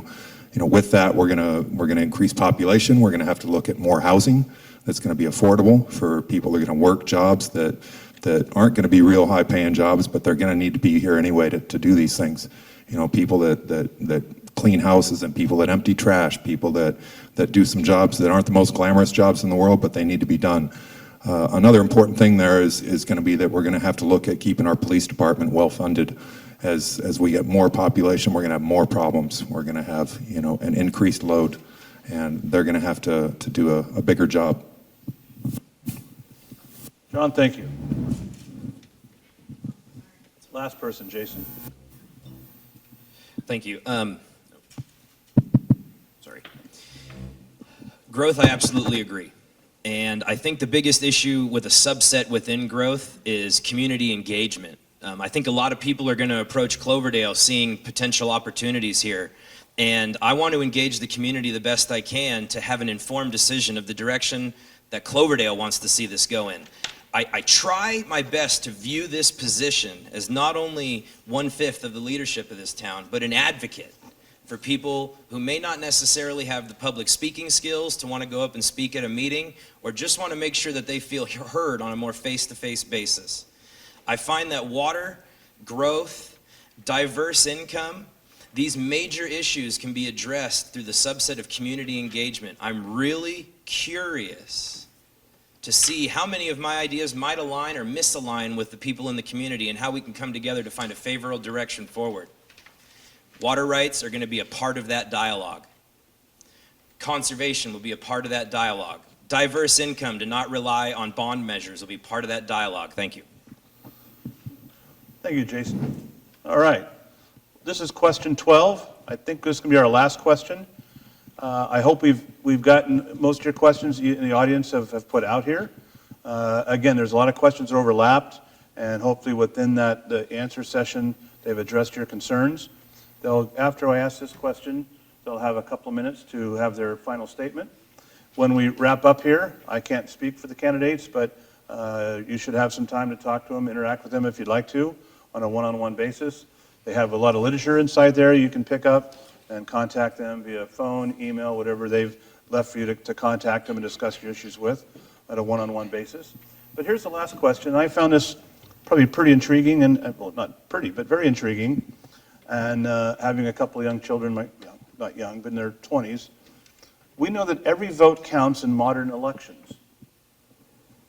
So hopefully you have signed up quite a few new voters in working your campaign. How are you going to ensure, and what is your method to bring in new voters into this next election? Well, I guess I'm next on that. Yes, Gus, you're the last. You know, this past weekend, Marta and myself had the opportunity to go down to Pat King's Tomato Festival. Excuse me for getting that wrong. But one of the things we made sure we did was we had voter registration both in Hispanic, both in Spanish and in English. And, you know, I mean, most candidates, when they go around, they have a packet of those, especially when you're getting people to sign those 20, 25 signatures you need on your endorsement papers. That's when you get folks to sign up. But yeah, I mean, you know, I carry those in my car. I encourage people to vote or to register to vote. Is it the top item on my agenda? No, but I do solicit participation. So, Thank you, Gus. Sean?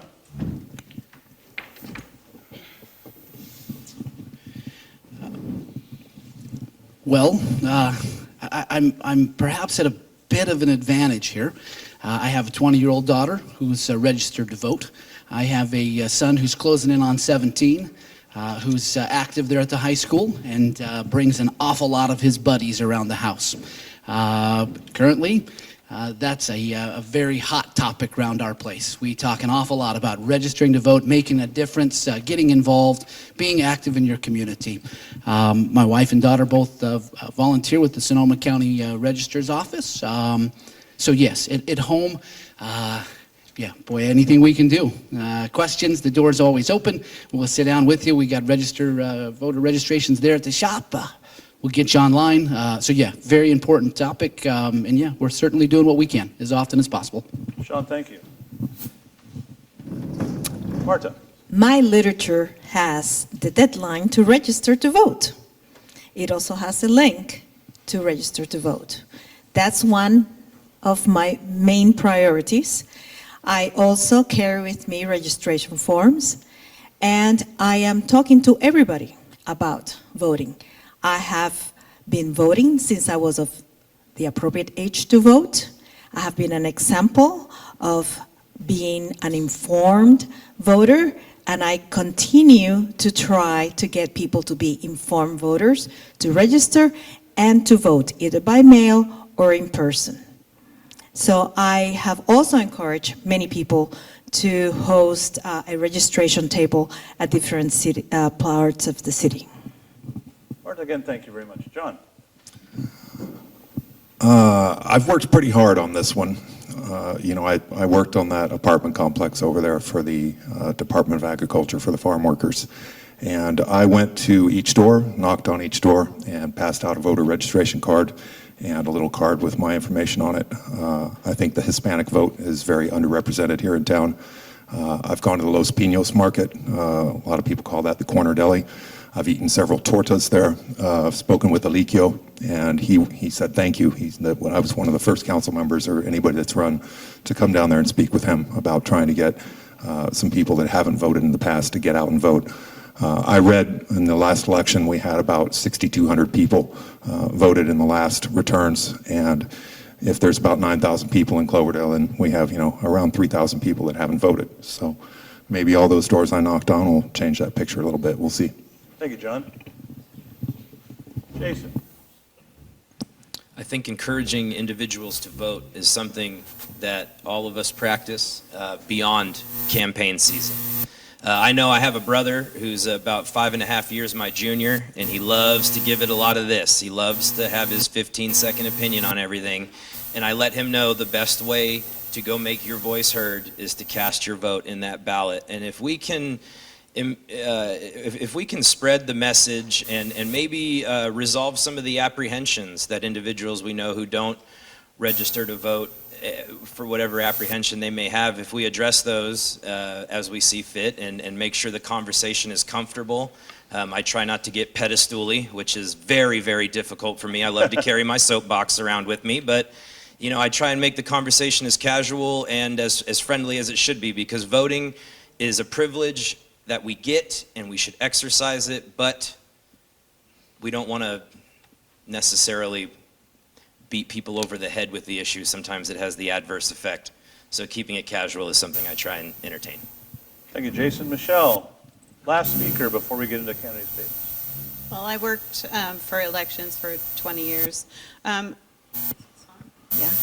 Anyway, so what I found out from a lot of people is when they register at the DMV, that they actually aren't on, some of those registration forms don't get to the county of which the people reside, so they're not actually registered. So people may think they're registered, but they're not. So I always tell people to make sure to review the state to make sure that you are registered. Also, I put a notice out that if you're 17 years old today, but you will be 18 by voting day, that you have the right to register now. So I carry around registration forms, and people that I know aren't registered, I give them another registration form because I checked my candidate statements. A lot of people thought they were registered and they were not. So I brought them back registration forms. Thank you. That's going to end our question and answer period. We'll start momentarily with Mr. Beauvais and work down the table. You're going to get 2 minutes to give us your closing statement. I have 2 questions here, which I'm not going to ask you. I'm just going to make you aware of what a few people in the audience have asked. And keep this in mind as you're giving your closing statement. Give us your best reason why I should vote for each one of you, is a question. And one is there anything the voters need to know about you that you haven't covered yet? And you don't have to answer those questions specifically. I'm just giving you a little bit of guidance of what you might want to say in your closing statement. You're on. Well, I'd certainly like to start by thanking you, Mr. Pavelka, the Chamber of Commerce, the veterans, and all of you. There are a number of you that I see in town, I see at City Council, I see at Planning Commission. Thank you for your involvement. Thank you for your concern. Thank you for being here and essentially making the 6 of us the most popular people this evening. I'm sure that everybody probably could have found something other to do, but again, thank you for being involved. Thank you for wanting to know who it is that will represent you in the future. What it is that you may not already, or what boy, that, I'm sure there's something. The door's always open. I'm more than happy to sit, to visit, to meet for lunch, for coffee. If there were questions, if there were something that you wanted to know about me that you don't at present, I'd like to be approachable. I'd like you to know that whatever it is, I'm more than happy to sit across the table with open hands and find a way forward, find a way to conversate, create dialogue, problem solve. So if there is something I've forgotten or something you don't know about me at present, please feel free anytime. The door's always open. Thank you. Sean, thank you. And good luck. Okay. Fellow Cloverdalians, that's a word. I promise that I will center my efforts on effective problem solving, and I will seek collaboration to address local and regional issues. I am here to serve all of Cloverdale. The quality of this quaint city is that it has very unique people. We have people from diverse backgrounds and many retired residents with a wealth of experience in various professions. I plan to continue to tap into that knowledge base and the diversity that it brings to enhance our community. Now, I cannot be indifferent to the substantial underrepresented Latino community in Cloverdale. I will use the resources of the California League of Cities Community Engagement Program to stimulate participation in civic affairs. With the city's support, I intend to lead a comprehensive program with dedicated funding designed to involve and serve our diverse community, foster civic pride and ownership, and stimulate the economy. We have many issues that need to be addressed. They are not impossible to resolve, but it will take a sustained effort on all of us to manage them effectively. To our Spanish-speaking community, I want them to know that I'm also a voice for them once I get elected. And I will be the person that, with endless energy and a spirit of collaboration, I will mount and lead efforts to address and resolve issues impacting Cloverdale. Something that you don't know about me, I am the daughter of a Korean War veteran who has suffered PTSD throughout his life. And I have joined my father in advocating for veterans to receive services in nearby communities. There is a clinic in our town now serving the eastern part of Puerto Rico. And that was due to many people like my father and daughters that believed in their efforts. Thank you, Marta. Good luck. Well, thank you, everybody, for coming out tonight. You know, this is a really difficult thing for all of us, and I applaud all of us for coming out and getting sort of grilled on some things. A lot of topics were really difficult topics that a lot of us probably weren't expecting to have to answer those questions. I know that I wasn't expecting to have to do that and do it in 1 minute or less. That was challenging. Something I didn't know about Sean is that I didn't know he cleaned up so well and that he had a suit without suspenders. So he looks great tonight. Thanks, Sean, for dressing up, making the rest of us look bad. My campaign's real simple. You know, there's nobody that's really endorsed me. I'm not taking money from anybody. I got involved in this kind of late notice and got my stuff in at the last second. Joe Palish sort of encouraged me. He said, get out there, and if you're going to do something and you want to make a difference, then you got to get your paperwork in. And I did that, and I'm happy I did, and it's been a pleasure being a part of this whole process. I don't think you can go wrong with anybody that's up here. I think we all have strengths. I think we all have things that we're better at some things than others, but I think you could, you know, any one of us be a great council member. Why should you vote for me? Boy, I'm just a normal guy. I've been here in Cloverdale for about 10 years. I've been involved with a lot of different things. I've played music in the park over at City Park with the Lions. I've helped set up a lot of shows for people. I've been involved with Friday Night Live. I've tried to help businesses be better. I've given constructive criticism to people, and they've taken it and they've changed things. I've been involved down at Zini's with getting some sound panels in there so that we can all have a nice quiet breakfast in the morning. I think I'm going to run a real organic campaign here, and I'm not going to tell you that I'm the guy that has all the answers, because I don't. And they're going to change daily as I learn new things, talk to new people. Like I said before on the cannabis issue, you know, that was something that I was really kind of in the dark on, and Patrick's really done a good job of bringing me up to speed on that. So I really look forward to learning stuff that I don't know and just getting to be a better person every day.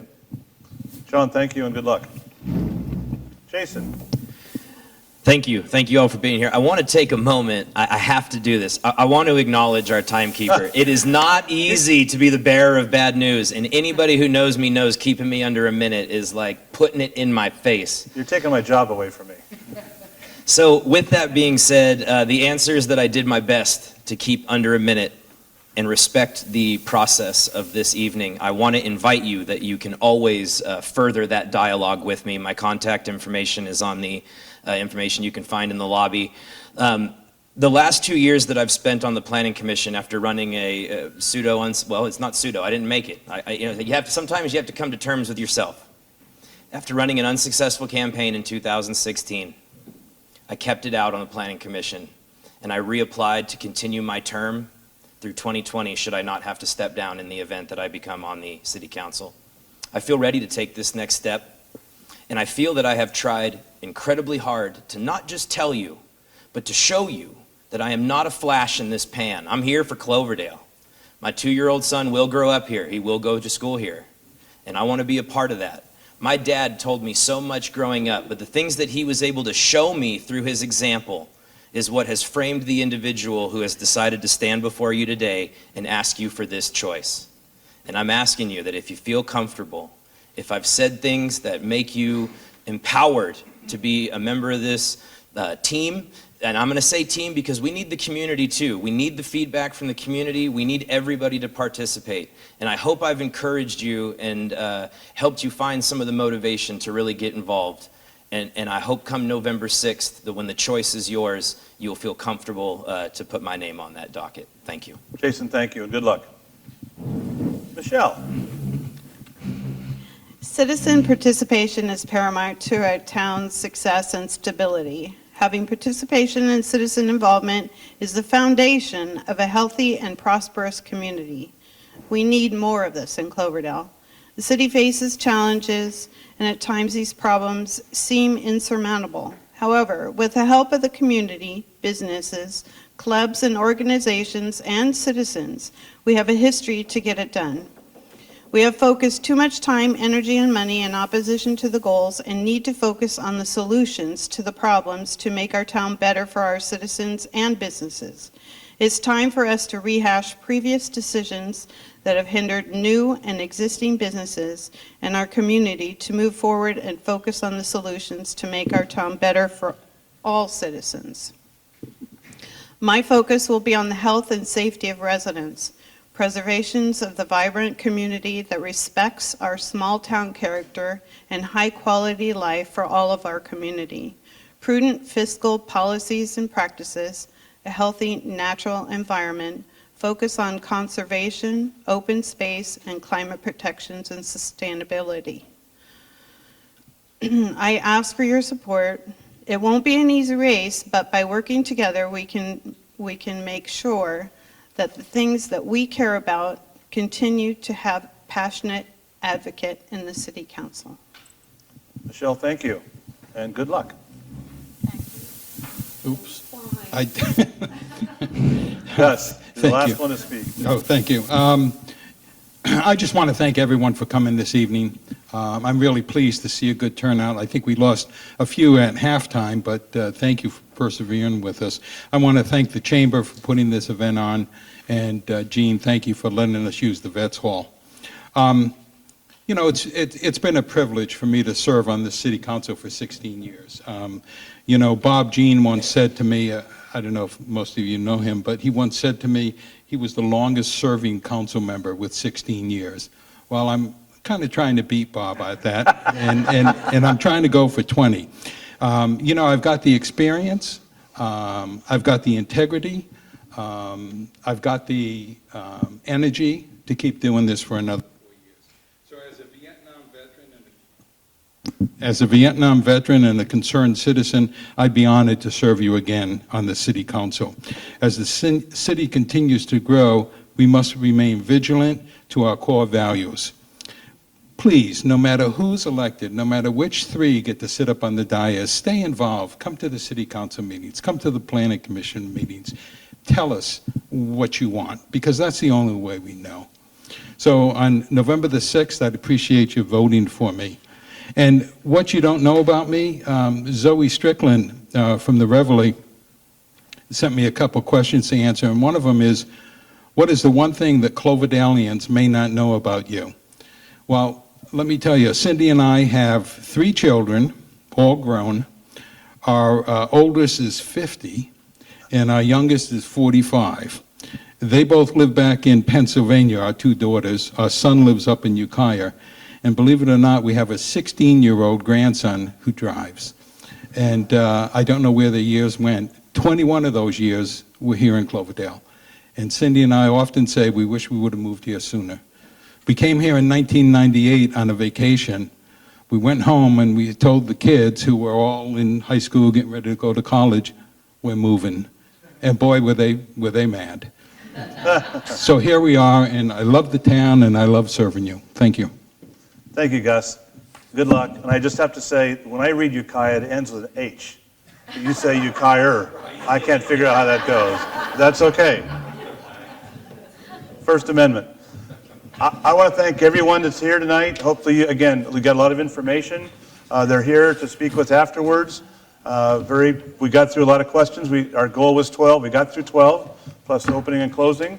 And we had 2 bonus questions that were answered. So again, thank you. Enjoy your evening and get out and vote. Encourage your friends, family, and children to vote as well. Thank you.